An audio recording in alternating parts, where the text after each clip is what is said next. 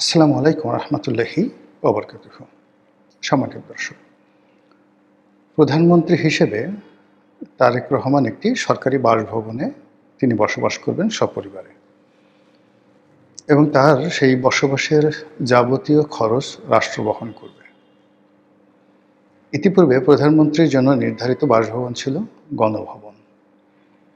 এটি সংসদীয় গণতন্ত্রের জন্য ঐতিহাসিক, আর ভবনটির যে লোকেশন, এটিও একজন প্রধানমন্ত্রীর জন্য সব দিক থেকে অত্যন্ত গুরুত্বপূর্ণ এবং যাকে বলা হয় সার্বিক বিবেচনায় উপযুক্ত। যেটি পুড়িয়ে দেওয়া হয়েছে গণভবন, এই গণভবনটির সঙ্গেই লাগোয়া স্পিকারের বাসভবন, তারপর সংসদ ভবন, এরপর পরিকল্পনা কমিশন, যেটা খুবই গুরুত্বপূর্ণ, এবং একেবারে খুব কাছাকাছি বলতে গেলে ওয়াকিং ডিস্টেন্স, সেটি হলো প্রধানমন্ত্রীর কার্যালয়। অন্যদিকে সংসদ সদস্য যারা আছেন তারা দুটো অংশে ওখানে বসবাস করেন। মানিক মিয়া এভিনিউতে একটি অংশে বসবাস করেন, আরেকটি অংশ বসবাস করেন হলো সেই পুরাতন বিমানবন্দরের সামনে যে প্রধানমন্ত্রীর কার্যালয় রয়েছে, সেই কার্যালয়ের পাশে বেশ কয়েকটি বিল্ডিং রয়েছে যেখানে এমপিরা বসবাস করেন। তো এই যে প্ল্যানগুলো করা হয়েছে, এমপি, পরিকল্পনা কমিশন, প্রধানমন্ত্রীর কার্যালয়, স্পিকার, ডেপুটি স্পিকার সবাই একসঙ্গে পাশাপাশি থাকবেন, ওয়াকিং ডিস্টেন্সে থাকবেন।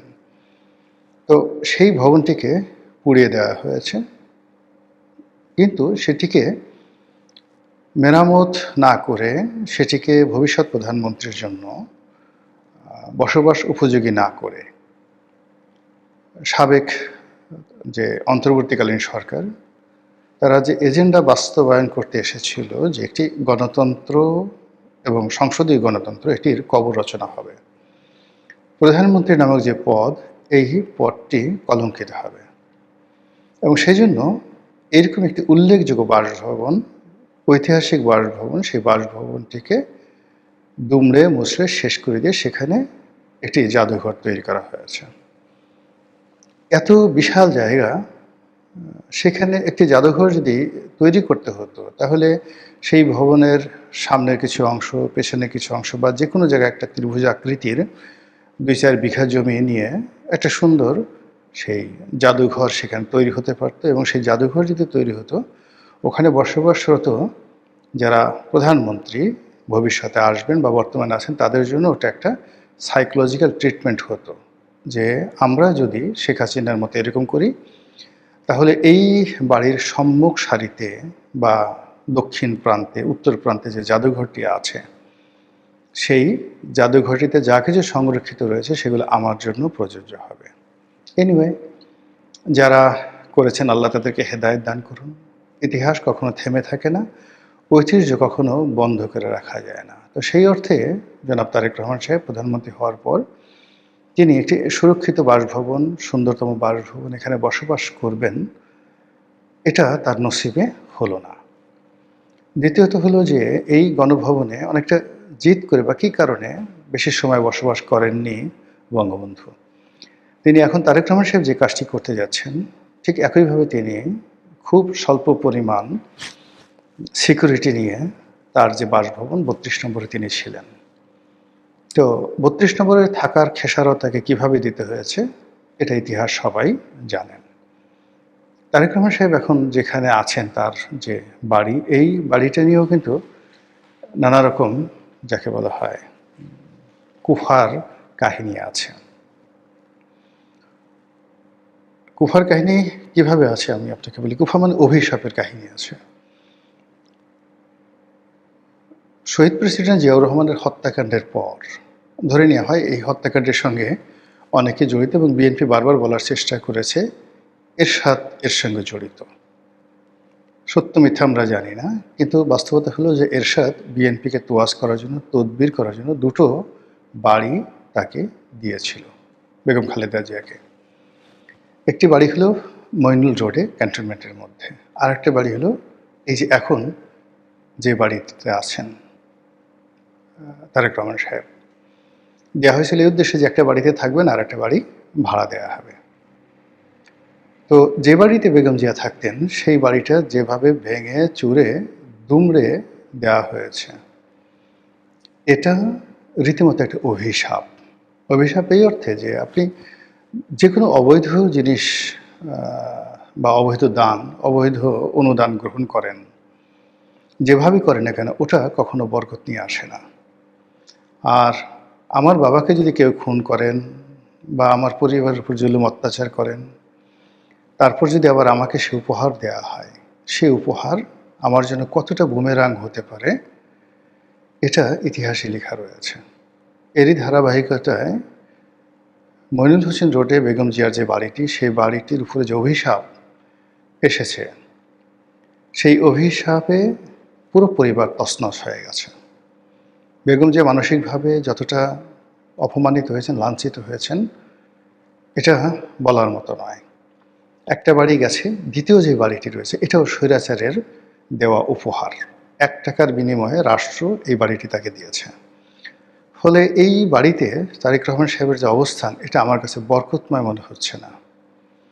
এর চেয়ে তিনি যদি ধানমন্ডিতে তার শাশুড়ির বাড়িতে থাকতেন, অথবা রাষ্ট্রীয় যে কোনো একটি ঐতিহ্যবাহী, যেমন করতোয়া আছে, পদ্মা আছে, অনেক সুন্দর সুন্দর বাড়ি আছে। বেইলি রোডে যে বা মিন্টু রোডে সরকারি অনেকগুলো বাড়ি আছে, এর মধ্যে সবচেয়ে বড় বাড়িটি 25 নম্বর মিন্টু রোডের বাড়িটি, সবচেয়ে বড় রোড, এই বাড়িটি হতে পারত। কিন্তু সেখানে না থেকে তিনি কেন এরকম স্বৈরাচারের দেওয়া একটি উপহার, যেটি সঙ্গত কারণেই অভিশপ্ত হবে, এখানে কোনো বরকত আসবে না, সেই বাড়িতে তিনি থাকার কেন সিদ্ধান্ত নিলেন, এটা আমি বুঝি না। আমি নিজে দেখা যাচ্ছে যে আধুনিক হওয়ার চেষ্টা করি, কিন্তু তারপরেও মনের অজান্তে জাদু বিদ্যা, বান টোনা, কালো জাদু ইত্যাদি অনেকগুলো বিষয়, শয়তান ভূত প্রেত, এগুলোর সত্যতা বিশ্বাস না করলেও অবিশ্বাস করার কোনো কারণ নেই, কোনো কারণ নেই। প্রতিটি ধর্মগ্রন্থে এই বিষয়ে স্পষ্ট তথ্য প্রমাণ সহকারে বলা হয়েছে।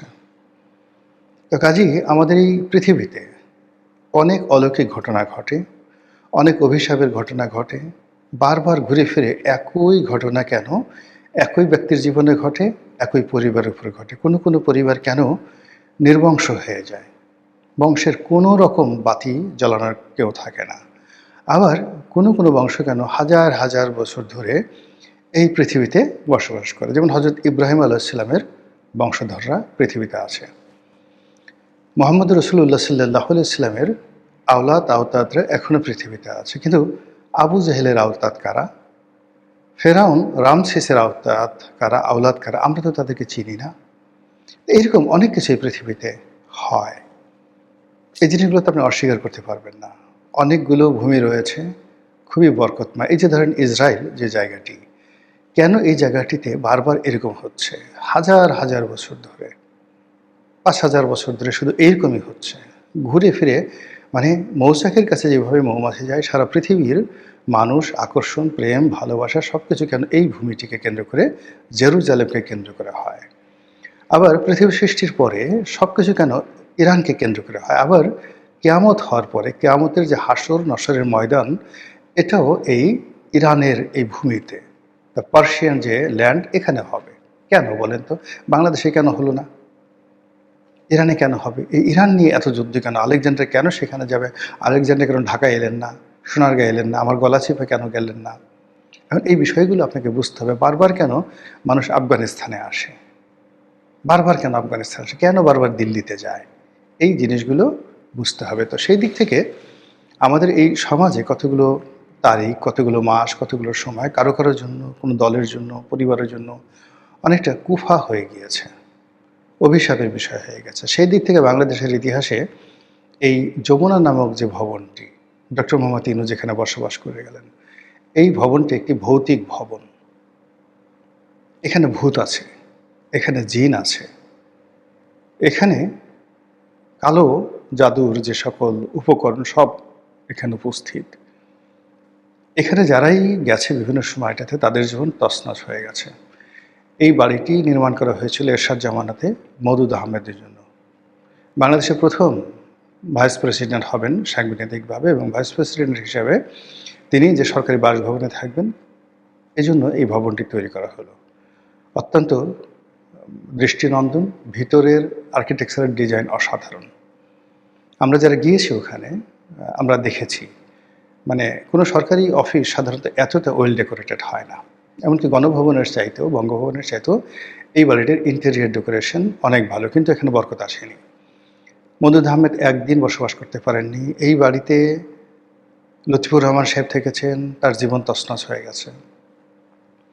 এই বাড়িতে তত্ত্বাবধায়ক সরকারের প্রধান যিনি ছিলেন জনাব ফখরুদ্দিন সাহেব, তার জীবন তছনছ হয়ে গেছে। এই বাড়িতে যখন প্রথম শেখ হাসিনা উঠলেন, ঠিক উঠার অল্প কিছুদিন পরই এখানে গণভবন যখন এখানে পরিষ্কার পরিচ্ছন্ন করা হচ্ছিল, তার জন্য প্রস্তুত করা হচ্ছিল, তিনি কয়েকদিন এখানে ছিলেন। ওই সময়টিতেই বিডিআর মিউটিনি ঘটে, বিডিআর দুর্ঘটনা ঘটে। তারপর বহুদিন এই বাড়িটি পরিত্যক্ত অবস্থায় ছিল এবং সেখানে ডক্টর মোহাম্মদ ইউনূস উঠলেন। এই বাড়িকে কেন্দ্র করে যারা যারা এখানে থেকেছেন, কাজ করার চেষ্টা করেছেন, সবার জীবন তছনছ হয়ে গেছে। আপনি সেই প্রেস সেক্রেটারি শফিকের কথা বলেন, ডক্টর মোহাম্মদ ইউনূস সাহেবের কথা বলেন, লামিয়া মোর্শেদের কথা বলেন, কিংবা ধরুন আলী রাজের কথা বলেন, এই বাড়িকে কেন্দ্র করে যারা যত বেশি অ্যাক্টিভ হওয়ার চেষ্টা করেছেন, সবার জীবনে অভিশাপ নেমে এসেছে। এখন সেই বাড়িতে জনাব তারেক রহমান সাহেব, আজকে যখন আমি ভিডিওটি করছি চাঁদ রাত্রিতে, তখনকার খবর হলো যে তিনি উঠবেন না এই বাড়িতে, সিদ্ধান্ত নিয়েছেন। এবং এটি যদি ফাইনাল থাকে ভালো কথা, এটা যদি ফাইনাল থাকে ভালো কথা। আর যদি তিনি ভবিষ্যতে ওঠার চেষ্টা করেন, এজন্য মূলত আমি এই কথাগুলো বলছি। এবং আমি যখন এই ভিডিওটা বানানোর জন্য হেডলাইন দিচ্ছিলাম, তখন উনি আসলে সিদ্ধান্ত নেননি যে তিনি সেখানে উঠবেন কি উঠবেন না, বাট সবাই বলছিল যে প্রধানমন্ত্রী হিসেবে তার জন্য এটি সাজগোজ করা হয়েছে। তো তিনি সপরিবারে উঠবেন না, কিন্তু আগামীকাল ঈদের যে মোলাকাত, সেই মোলাকাতটি তিনি সেখানে করবেন। এটাও আমার কাছে ভালো মনে হচ্ছে না। আমার কাছে ভালো মনে হচ্ছে, এই কথাগুলো অনেকটা গেয়েও মনে হতে পারে, অনেকটা গোড়া মনে হতে পারে, কিন্তু বাস্তবতা হলো যে আমাদের যারা সাহিত্যিক, সেই সাহিত্যিকদের মধ্যে সবচেয়ে আধুনিক যে মানুষটি ছিলেন তিনি হলো শরৎচন্দ্র চট্টোপাধ্যায়। কিন্তু তার জীবনে আপনি যত সব ভৌতিক গল্প শুনেন, এমনকি কিশোরদের জন্য লেখা তার যে শ্রীকান্ত উপন্যাসটি, এটাও যদি আপনি পড়েন, তাহলে সেখানে বহু তান্ত্রিক, কবরস্থানের বহু অভিশাপ, শ্মশানঘাটের বহু কাহিনী আপনি সেখানে শুনতে পাবেন। তো সেই দিক থেকে এই বাড়িটি কেন জানি আমার কাছে মনে হয় একটা ভৌতিক বাড়ি। আমি অনেক দিন এখানে মানে ব্যায়াম করি আশেপাশে, যে রমনা পার্কে। বাড়ির চারিদিকের একটা সৌন্দর্য আছে, কোনো সৌন্দর্য নাই ওখানে। কীভাবে যেন সৌন্দর্য বর্ধন করা যায় না। বাড়ির সামনেটা কেমন যেন খাবলা খাবলা। একটা প্রধানমন্ত্রী বাড়ির সামনে যেভাবে বিন্যস্ত থাকবে, যেখানে ফুল ফলাদি থাকবে, এটা ভালো হয়নি। ভালো না হওয়ার কারণে কি হলো, দেখেন যে সেই জায়গাটাতে যারাই আসে তাদের জীবনে, ইউনূস সাহেব দেখেন, তার মতো মানুষ এই যে ক্ষমতায় 17 মাস ছিল, তার এমন কি লাভ হয়েছে না হয়েছে বড় ব্যাপার নয়। তার সারা জীবনের অর্জন ওই যমুনা খেয়ে দিয়েছে, ক্যান্সারের মতো সব কিছু খেয়ে দিয়েছে। এখন ইউনূস সাহেবের নাম শুনলে মানুষ যে বাজে মন্তব্য করে, তাকে কেন্দ্র করে যে ধরনের ট্রল হয়, এতে করে তার গ্রামীণ ব্যাংক, তিনি নিজে, তার গ্রামীণ ফোন, তার পুরো পরিবার পরিজন আগামী দিনে যেইভাবে জনরোষের শিকার হচ্ছেন, বা এখন যেভাবে হচ্ছেন, আগামী দিনে যেভাবে হবেন, আমি চাই যে অন্য কোনো রাজনীতিবিদদের জীবনে যেন এটি না আসে। এই ভূত তাড়ানোর জন্য ইসলামে অনেকগুলো বিধান আছে, এটিকে বরকতময় করার জন্য ইসলামে অনেকগুলো বিধান আছে। অনেক ওলি আল্লাহ গাউস কুতুব আছেন, তারা এই বিষয়গুলো জানেন, খুব ভালো করে জানেন। এবং এই ঘটনার ফলে কী হলো দেখেন, মধ্যযুগে বা এমনি আগে অনেক বড় বড় রাজপ্রাসাদ এভাবে তৈরি করা হতো এবং সেখানে ভূতের উপদ্রব হতো, ভৌতিক ঘটনা ঘটত। ফলে সে সকল রাজপ্রাসাদ ছেড়ে আজকের দিনে অন্ততপক্ষে 1 লক্ষ কোটি টাকা মূল্য হবে, তারও বেশি হবে। সম্রাট আকবর যে রাজপ্রাসাদ নির্মাণ করেছেন ফতেপুর সিক্রি, এবং সেখানে তিনি রাজধানী স্থানান্তর করে নিয়ে এসেছিলেন আগ্রা থেকে। সব কিছু ঠিক ছিল, এবং তিনি তার পীরের জন্য সেখানে একটা বাড়ি করলেন, মাজার করলেন, সব কিছু করলেন, সব কিছু ঠিক ছিল। হঠাৎ করে সেখানে দেখা গেল পানির শূন্যতা, রাজধানীতে পানি নেই। যখন মানে তৈরি করা হলো তখন পানি ছিল, কিন্তু যখন তারা বসবাস শুরু করলেন সেই পানি আর সেখানে পাওয়া গেল না। আবার এখন গিয়ে দেখেন সেই ফতেপুর সিক্রিতে পানি আছে, কিন্তু আকবরের এই যে 1,00,000 কোটি টাকা দিয়ে নির্মিত যে একটি রাজপ্রাসাদ, যে রাজপ্রাসাদ শুধু পাহারা দেওয়ার জন্য আজ যেমন এসএসএফ এরকম অন্তত পক্ষে 20,000 সৈন্যের একটি চৌকুর দল প্রাসাদের ভিতরে এবং বাইরে ক্যান্টনমেন্ট করে থাকত। তো সেই প্রাসাদ পরিত্যক্ত তিনি আবার চলে এলেন আগ্রাতে। তো এরকম অনেক ঘটনা ঘটে। যমুনা নিয়েও কেন জানি আমার ঠিক সেরকমই মনে হচ্ছে। মহান আল্লাহ ভালো জানেন। আসসালামু আলাইকুম রহমতুল্লাহি ওয়া বারাকাতুহু।